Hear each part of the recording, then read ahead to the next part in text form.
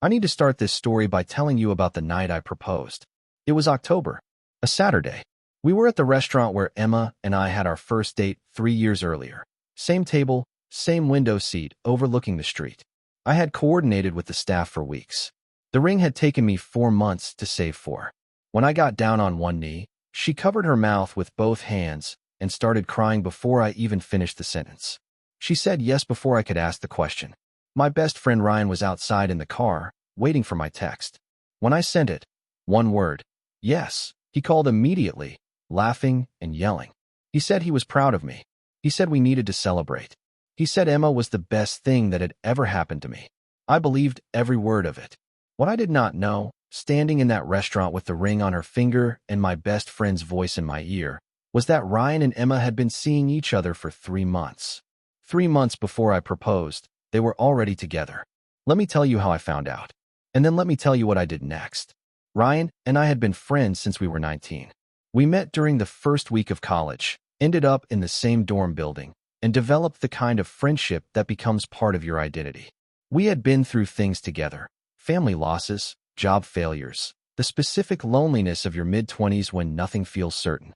He was the person I called first when anything significant happened. He was, without question, the closest friend I had ever had. Emma came into my life about a year after Ryan and I had both settled into our careers in the same city. We met through a mutual colleague at a work event, exchanged numbers at the end of the night, and went on a first date 4 days later that lasted 6 hours. By the third month, we were spending most of our time together. By the first year, I knew she was the person I wanted to build a life with. I introduced her to Ryan about 2 months in. They got along immediately. Easy conversation, shared sense of humor, the comfortable energy of two people who click without effort. I remember feeling grateful. When the most important friendship in your life and the most important relationship in your life are compatible, something in you relaxes. I should have paid more attention to exactly how well they got along. Over the following 2 years, the three of us spent a lot of time together. Dinners, weekend trips, birthdays. Ryan was present for most of the significant moments in our relationship. He was the first person outside of family that Emma and I told when we decided to move in together. He helped us move boxes on a Saturday in August and stayed for dinner after. There were moments, looking back, that I now understand differently. There was an evening about 8 months before the proposal when Emma and I had an argument, one of the more serious ones we'd had, about the future and what we each wanted. We didn't speak for 2 days. During those 2 days, Ryan was unusually quiet with me. At the time, I thought he was giving me space. Now I understand he knew what had been said in that argument, in detail, because she had told him. There was a trip Ryan and I had planned, a long weekend in another city, something we'd been talking about for months. He canceled 4 days before we were supposed to leave.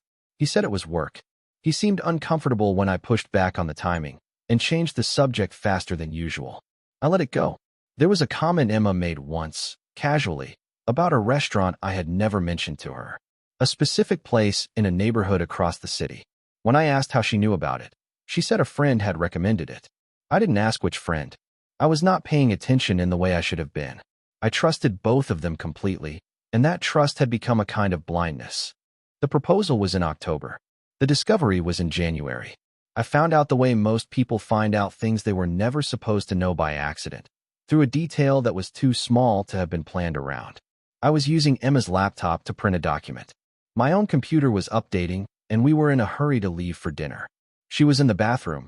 I had her permission, and I needed to access a file I had emailed myself. When I opened the browser, her email was already loaded. I was not looking for anything. I want to be clear about that. But the inbox was open, and a thread near the top had Ryan's name on it, and the preview line of the most recent message contained 4 words that stopped everything.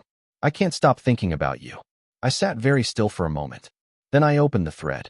I will not describe in detail what I read. What I will tell you is that the thread went back 7 months. 7 months of messages careful at first, then less careful, then not careful at all. They had been deliberate about it.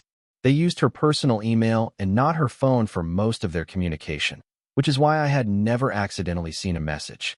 The thread contained things that were specific and detailed enough that there was no possible misinterpretation. No context in which it could mean anything other than what it was. I read the thread from beginning to end. It took about 20 minutes. Then I closed the laptop and went to sit on the couch. Emma came out of the bathroom a few minutes later, ready to leave. She looked at me and immediately knew something was wrong. I have been told I am not good at hiding things. I asked her to sit down. The conversation that followed was one of the strangest experiences of my life.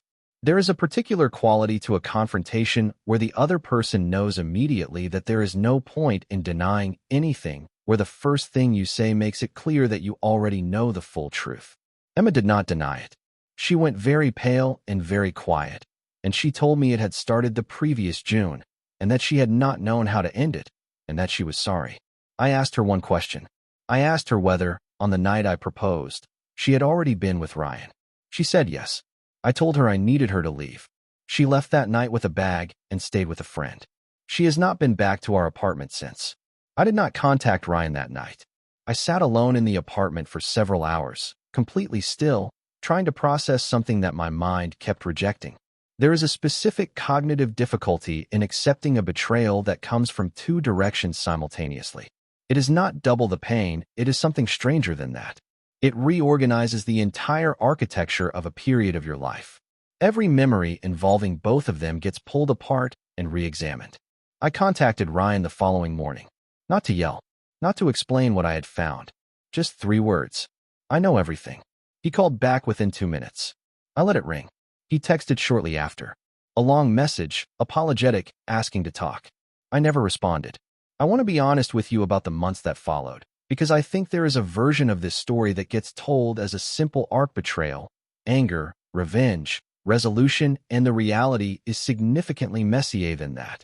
The anger came, and it was real, but it was not the dominant emotion. What dominated, especially in the first 2 months, was grief. Not dramatic grief, quiet grief. The kind that shows up in small moments. Cooking a meal you used to make together. Walking past a place that has a memory attached to it. Reaching for your phone to text someone about something that happened, and then remembering. I had lost 2 people I loved in the same moment. That is a specific kind of loss that does not have a clean name. I did not post about it. I did not tell most people what had happened. Only my closest family and 2 friends who were entirely mine and not part of the shared social world Emma and Ryan and I had occupied together. I gave a simple explanation to others. The engagement was off. Things hadn't worked out. What I did instead was focus on myself with a consistency I had never managed before. I started running in February, 3 weeks after everything happened. Not because it was therapeutic in some cinematic sense, more because I needed something to do at 6 in the morning when I couldn't sleep and didn't want to sit with my thoughts. It became a habit. By April, I was running 5 days a week. By June, I had completed my first half marathon. I picked up things I had put down.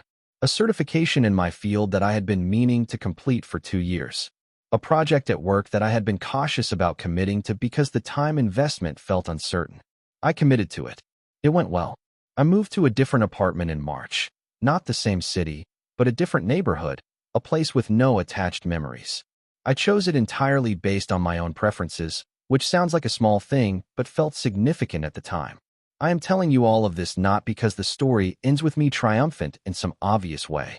Ryan and Emma are still together, from what I understand. That information reached me through a mutual acquaintance about 4 months after everything happened, and I sat with it for a day, and then it stopped matching. That is what I want to leave you with, because I think it is the most honest and the most useful thing I can say about an experience like this.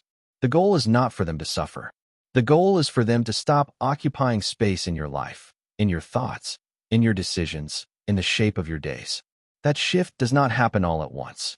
It happens gradually, then suddenly, and you only notice it in retrospect.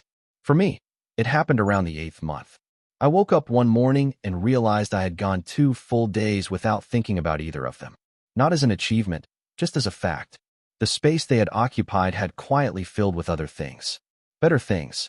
Things that were entirely mine. The ring went back to the jeweler in February. I used the money towards something I had wanted for years and kept putting off. Ryan's number is still in my phone. I have not deleted it. I don't think about it.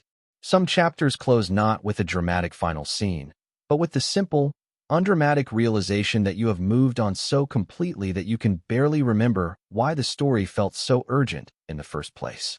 That is where I am now. And from here, honestly, the view is pretty good.